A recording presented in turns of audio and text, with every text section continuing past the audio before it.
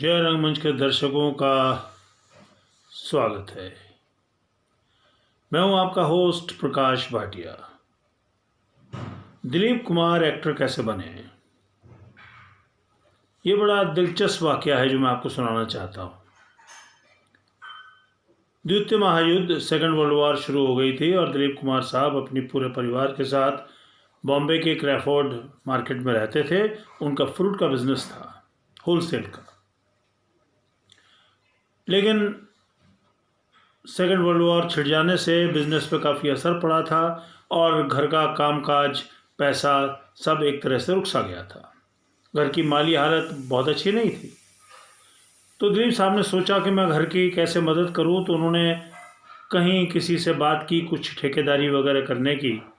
तो उसी सिलसिले में वो घर से चल के क्रैफोर्ड मार्केट से चर्चगेट स्टेशन आए और दादर पे किसी से मिलना था। चर्चगेट स्टेशन पे उनके जानकार मसानी साहब, जो कि वकील और अकाउंटेंट वगैरह थे, वो उन्हें मिले और उनसे पूछने लगे, भाई तुम कहाँ जा रहे हो अभी? तो उन्होंने कहा, जी मैं कुछ बिज़नेस की सोच रहा हूँ दूसरी, क्योंकि हालत इतनी अच्छी नहीं है। तो मसानी साहब ने कहा, भाई मैं तुम्हें अगर नौकरी दिलवा दूँ तो करोगे? उन्होंने कहा, ठीक है, नौकरी मैं कर लूँगा। तो मसानी साहब ने कहा, तुम मेरे साथ चलो। मसानी साहब बॉम्बे टॉकीज़ के कंसल्टेंट थे, तो वो वहीं जा रहे थे। तो दिलीप कुमार को वो साथ ले गए। दिलीप कुमार जी जब स्टूडियो के बाहर पहुंचे तो वो बड़े हैरान हुए कि भाई बॉम्बे टॉकीज से मुझे क्या लेना देना। तो फिर सोचा चलो कोई अकाउंट्स वगैरह की नौकरी होगी। तो चले उनके साथ और सीधा देविका रानी के कमरे में मसानी साहब उन्हें ले गए। देविका रानी जी इन्हें देखकर काफ़ी इम्प्रेस हुई और इनसे काफ़ी देर बातचीत करती रही और इनकी उर्दू बहुत बढ़िया थी।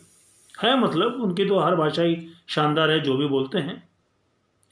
तो वहाँ वो बैठे रहे और वो उनसे बातचीत करते रहे, उन्हें देखती रही और मसानी साहब दोनों को देखते रहे। तो इसी बीच देविका रानी ने उनसे कहा कि भाई आप बॉम्बे टॉकीज़ में एक्टिंग की नौकरी करोगे, हम तुम्हें 1250 रुपये सैलरी देंगे। 1943 की बात है ये।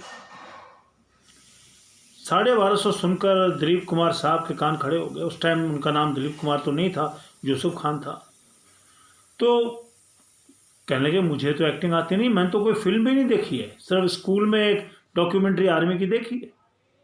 तो इस पर वो हंसने लगी देविका रानी और कहने लगी कि भाई तुम क्या काम करते हो?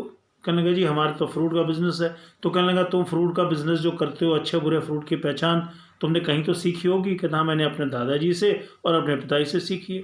तो कहने लगे, इस तरह हम भी आपको सिखाएंगे एक्टिंग, फिर भी आप मुझे बता देना। तो ये सोचते हुए, मन में लड्डू फूटते हुए कि 1250 सैलरी मिलेगी, ये घर की ओर चल दिए। अपने भाइयों के साथ ये बहुत अटैच थे और अपने छोटे भाई जो कि हैंडीकैप भी थे उनके साथ बहुत अटैच थे और दोनों एक ही कमरे में सोते थे। उसको जाके बताया और किसी को नहीं बताया घर में उन्होंने। तो बड़े खुश हुए कि 1250। तो रात को फिर सो गए बातचीत करके। अचानक छोटा भाई रात को 1 बजे उठा और इसे जगाया, ये भी हैरान से कि क्या बात हो गई। कहने लगा, भाई ये बता, ये पक्का है कि 1250 बोले थे? तो उसने कहा, भाई मुझे तो 1250 ही सुनाई दिया। कहता, ये कैसे हो सकता, तुम बिल्कुल नए हो, राज कपूर भी इतने दिनों से वहाँ काम कर रहा है, उसे तो 170 रुपये तनख्वाह मिलती है, तुम्हें 1250 कैसे देंगे? अब ये सुनते ही दिलीप साहब का दिल बैठ गया। अब सारी रात नींद नहीं आई और सुबह सीधा उठते ही नाश्ता करके सीधा मसानी साहब के ऑफिस पहुँचे और मसानी साहब से कहा कि भाई उन्होंने 1250 कहे थे या कुछ मैंने गलत सुना था, 150 कहा हो? कल नहीं 1250 ही कहे थे, फिर भी मैं कंफर्म कर देता हूँ। फ़ोन पे उन्होंने बात की और देविका रानी ने कहा, हाँ मैंने 1250 ही कहे थे और उनसे कहिए कि जल्दी आ जाएं और हमारे यहाँ आके ज्वाइन करें। तो दिलीप कुमार साहब ये सुनकर बहुत खुश हुए और उसके दूसरे दिन सीधा बॉम्बे टॉकीज़ जाके रिपोर्ट किया। ये था तरीका दिलीप साहब का एक्टर बनने का। तो मैं हमेशा कहता हूँ, भाग्य का कुछ नहीं पता। धन्यवाद। फिर मिलेंगे किसी और किस्से के साथ।